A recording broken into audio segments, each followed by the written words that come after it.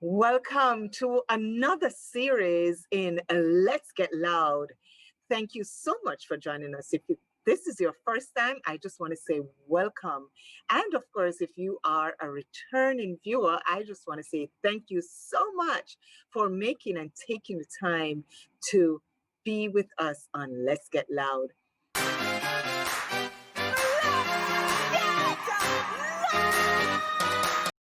Our new series is Life After Death. And you'll be hearing from one of my friends, Clever, whose wife suddenly took ill and died. You will hear his story of how they met, the journey back home to put her body to rest, the journey back to Cayman, flying solo, and how he picked up the pieces of his life and moved on. His story will give you hope that there is indeed life after death. Help me welcome Clever. Clever! Thank you so much, Clever, for making yourself available to share your story with us on Let's Get Loud. I know your story is very powerful. It's life-changing to say the least. And I just want to thank you in advance for agreeing to share your story. Now, I didn't do your last name because I can't really roll my tongue like you do in Africa. So I'm just going to ask you to pronounce your last name for me. Right, so ladies and gentlemen, here we go. Yeah, thank you very much, Ingrid, for the opportunity to come into your program. Let's Get Loud and share my story. Hopefully someone out there would get help or will get some hope just after hearing um, the whole lot of emotions that I had to go through. So yeah, my last name is Mawarire, so Clever. Mawarire is my full name. From Zimbabwe. Came to the Cayman Islands about 13 years ago. That's how long you've been here? That is, and time flies. I have no idea where the time is going to. It is. My story is just gonna start this way. I mean, as Ingrid said, I'm just gonna give you a little bit of a summary of how I met my wife, and just how things went from there until the day she departed from Earth, and how I managed to pick up things and to be where I am. Yes.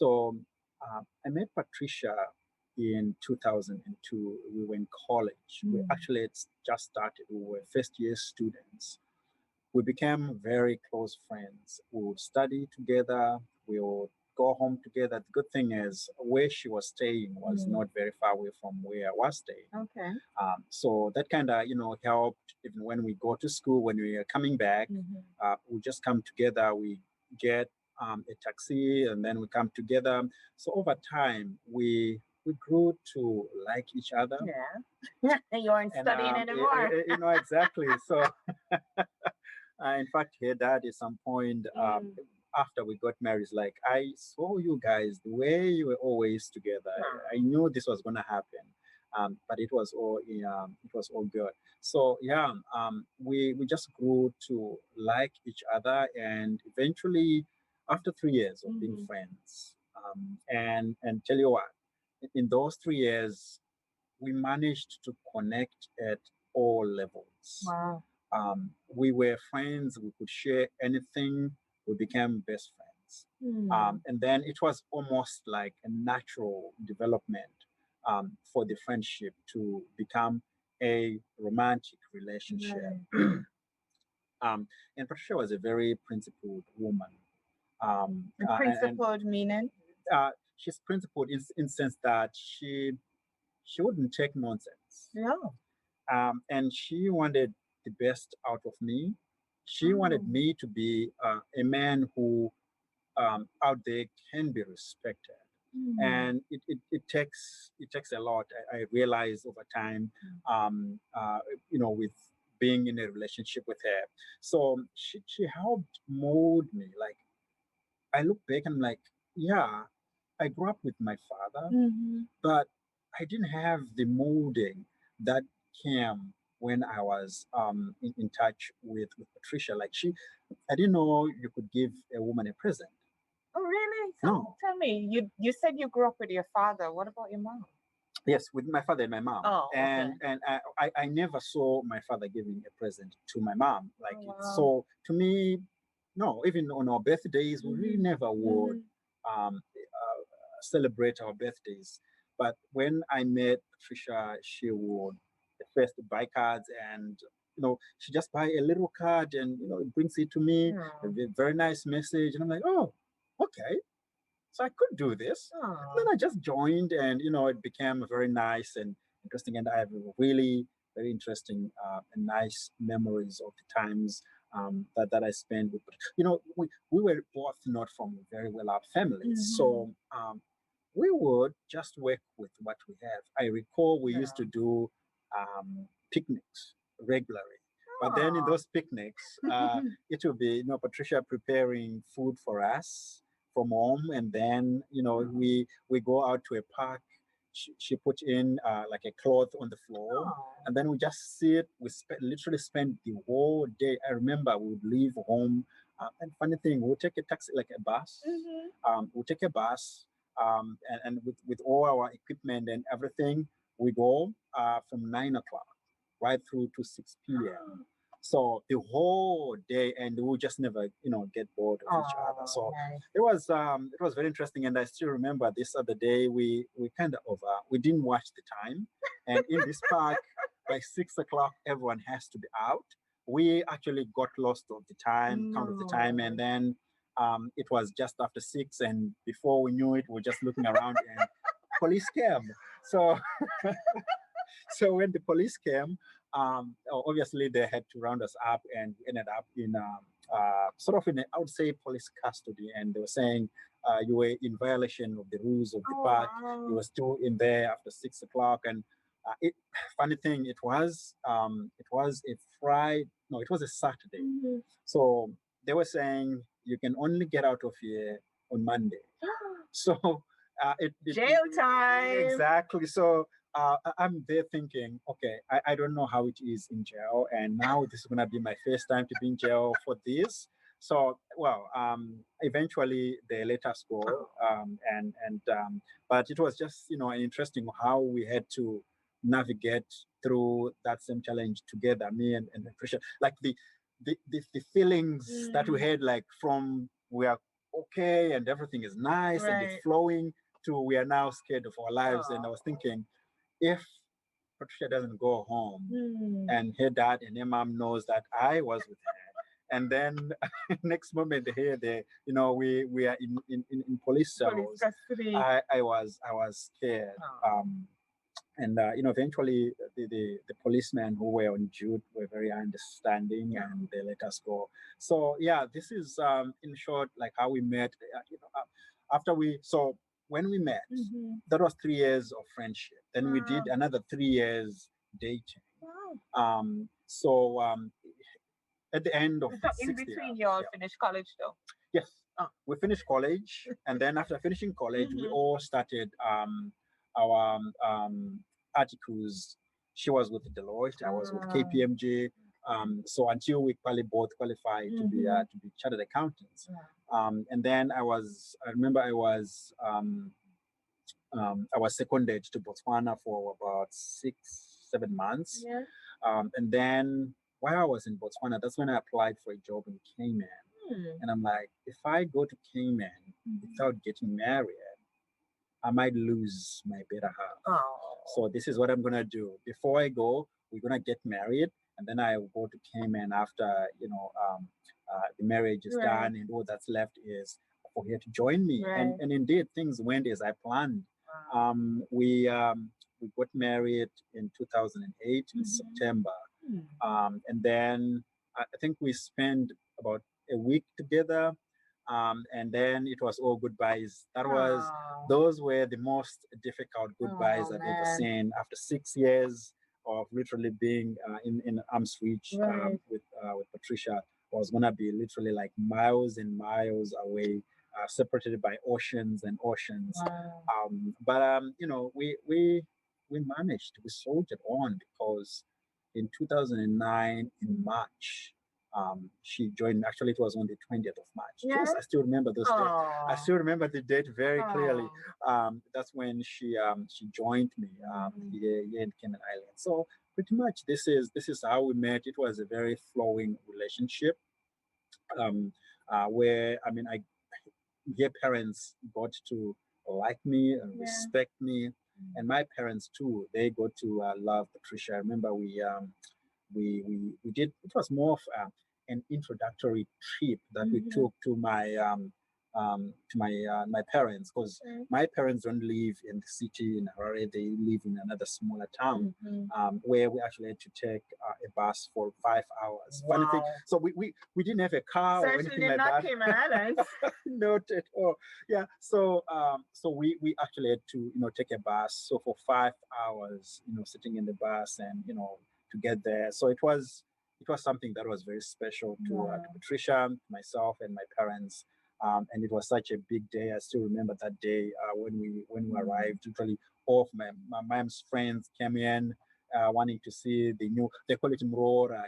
Mrora. That means in like a daughter-in-law. Daughter-in-law. Yes. Okay. So they all wanted to just come in and see her and just be happy with my mom.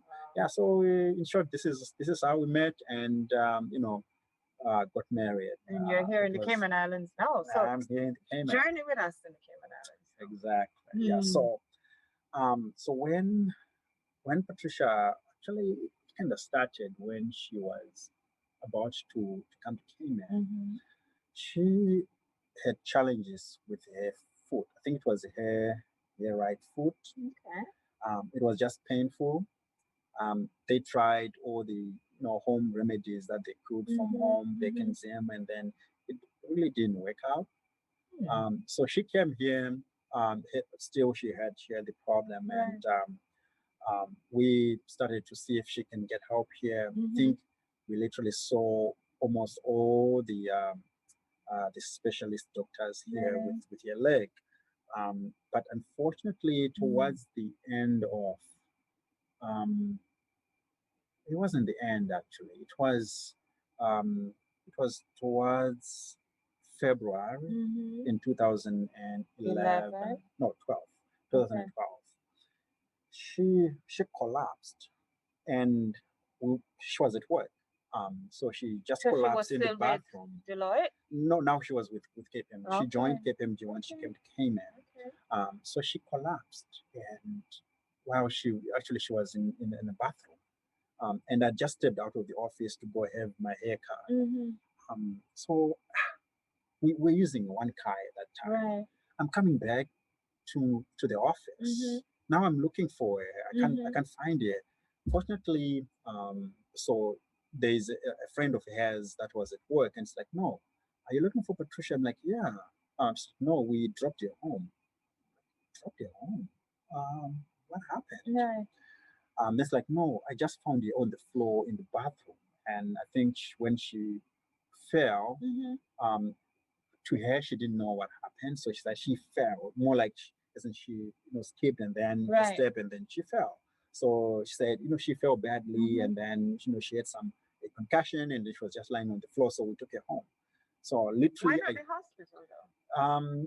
yeah, actually, it's interesting. So you know what? I'm gonna tell you when I get to the last part when she actually collapsed for the last time. How you may not even think about the hospital when such things happen. So I ran home. I drove home very quickly. Got there and for sure, she was there and like, oh, what happened? It's like, no, I don't know what happened. I just fell and next moment I'm just lying on the floor. So to be honest, it didn't even click to me that we needed to go to the hospital or anything. Because she was fine. She was okay, right? So after a couple of weeks, it happened again. But when it happened, she she would behave as if she's having fits. Oh. So then I was right with her. So what she said, she just said, hold me. So I quickly held her. And then, I could see that she like she's not herself. Like her eyes were rolling and this and that, and then it just happened for like a couple of seconds, and then it was gone. Wow. And she's like, "No, I'm good. I'm okay." I'm like, "Should we go to the hospital?" Probably I shouldn't even have asked that question. Should have I taken should have her. just taken Yeah. it. But then he's like, "No, no, no, I'm okay. I'm all right, right?" And then come the 13th of March, 2012. Oh. I think the time was about 11:45. So we left the office um, to go home. I think we got home about midnight.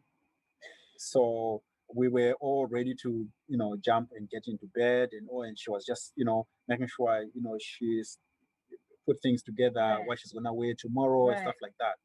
And before I know it, so I was already in bed, and before I know it, I just heard a huge bang, jumped up, and then she was on the floor, right? And then she started rolling her eyes, vomiting, What? and she was really in a bad mess. Then I knew that time we needed to go to To the the hospital. hospital. But here's the thing. Actually, I didn't need to carry her to the hospital. In my mind, I was just saying, I need to take her to the hospital. Right. Because when I,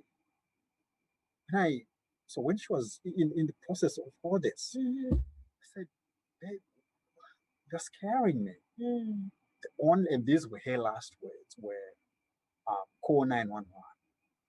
I'm like, "No, I'm not going to call 911. I'm going to take you to the hospital." So I was ready to lift her up, take her down the stairs, put her in the car, and then drive to the hospital. But then I realized she was unconscious. After she says that, she was unconscious, and I couldn't lift her. So what did I do? I ran downstairs, knocked to my neighbor Steve. "Come here, I need some help." What happened? So he came running. It's like, "No, I want you to help me carry Patricia, put her in the car so that I can take her to the hospital. She collapsed." "You helped her?" It's like, "Dude, did you call 911?" I'm like, "No, I didn't. I don't think, you know, I was with her. Like, no, like, surely there's nothing serious that can happen." Right. And we were talking, like, we're having conversations. I'm like, "No, I'll just carry her." And then they just check to make sure everything is all right. And like, "No, call 911." So then I had to call 911. And so I'm hearing Steve saying, "Patricia, stay with me." Like, hey, what's going on? So at the same time, I had 911 on the call. They just say, "Stay on the line." Right. So how is she? What is she doing now? Right. And they wanted to know. And thankfully, I think it took like 10 minutes. They were there. They came through. Um, that's when I realized the situation was more serious than I thought, because they started doing You see, because you're used to her fainting and recovering. Exactly. So you thought this was another fainting and She will recovering. come back. Right. But today, because it happened like this, we're just gonna go to the hospital. Like I was like, we're gonna go to the Right. hospital. But I little did I know that this was it. And they resuscitated her, I think for 20 minutes. She wasn't coming back. Eventually she came back, Okay. right? And then we drove to the hospital. Um, when we got to the hospital, she went again, right? So she had another attack, and then she went. They were working on her to wake her up, to resuscitate her, and I think it took um, more than 30 minutes to more than 30, 45 minutes, and then she came back. Unfortunately, the irreparable damage had occurred, because now she was back, but brain dead. So, what's next?